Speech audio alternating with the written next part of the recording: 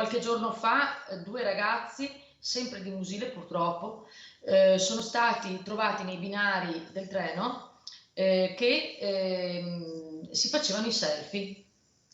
La polizia ferroviaria ci ha contattato perché sono stati bloccati i treni e quindi c'è stata un'interruzione di pubblico servizio. Questo per la smania di farsi dei selfie per creare queste situazioni particolari da postare. Nel commentare i recenti atti di vandalismo commessi da ragazzi, il sindaco di Musile di Piave ha portato alla luce un altro episodio che vede sempre dei giovani protagonisti per evidenziare un problema anche sociale che va affrontato immediatamente. Non si sono resi conto del pericolo, non si sono resi conto che per accedere ai binari hanno superato un cancello che non si poteva superare e che l'unica cosa che volevano fare erano farsi queste foto per poi postarle. Il fatto di dare più importanza a delle foto col telefonino nei binari del treno piuttosto che alla propria vita.